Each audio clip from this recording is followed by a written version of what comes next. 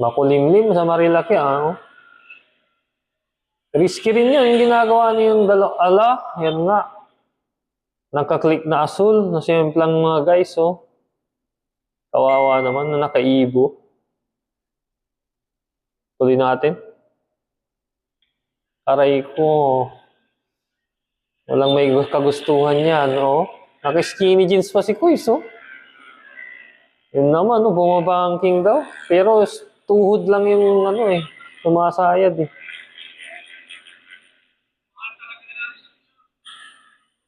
Yun na naman. Naka-Rider 150. Sniper. Nako. Ala, sayad tuhod daw. Oh, ano naman yun? T-Max. Ay, X-Max. Aerox naman yun. X-Max. Pabalik-balik sila. Hindi naman natin sila masisisi mga guys. Pati rin ako pag dumadaan ako dyan, parang matutukso kang mag-banking. Pero disiplina mo na lang yan sa sarili mo na kung gusto mong makauwi ng ligtas, na walang gas-gas, walang damage yung motor, at walang masasaktang ibang tao, ay wag na nating ituloy yung pwedeng hindi kaaya-ayang gawin dyan sa kalsada. Diba? Baka maka-aksidente pa tayo ng ibang motorista, or mas malala is maka-aksidente tayo at ma-aksidente tayo ng grabe. O pwedeng magdulot yun ng kamatayan, di ba? Tuloy na natin. Yan o, mga naka-rider. May mga ano eh, kargado yung mga yan eh. Yan naman, Mio 125. Ay, may backride pa, aray ko, pagka nasa-aksidente. Sayad tuhod. C1000, yan na yung nagwiwili lagi, oh. Talagang ano yan eh. Suki ng Marilaki yan eh. Yun naman, oh, Lady Rider, okay lang, chill lang, di ba?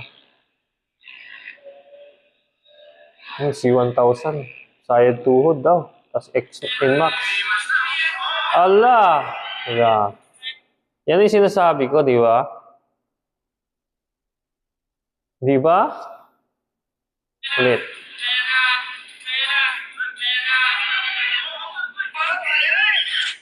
Di ba? Sa sobrang focus ni Kuya doon sa paghawak niya ng kalsada para lang mag-exhibition, nawalan siya ng focus doon sa monobela. Na-out of balance na tuloy siya. Ayun. Damage yung X-Max niya na maganda. Di ba? Tapos, nagasgasan pa siguro. Aray ko. Di ba? Saklap. Rider naman yan.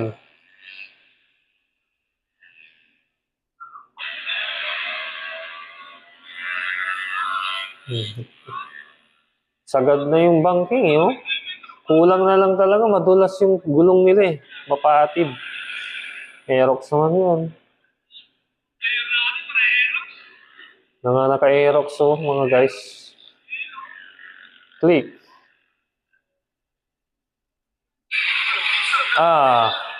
Grabe. Si Oscar, oh. Sad-sad. Ang laki ng damage dun, guys. Tapos, yung gas-gas niya, kung hindi siya naka-gloves at naka-maong, tapos naka-shirt lang siya, masakit yun. Laglag. Laglag sa bangin yung motor ni Oscar, oh. Aray ko. So, tinutulungan siya ngayon. Allah! Pati yung nagre-rescue, nalaglag. Aray ko.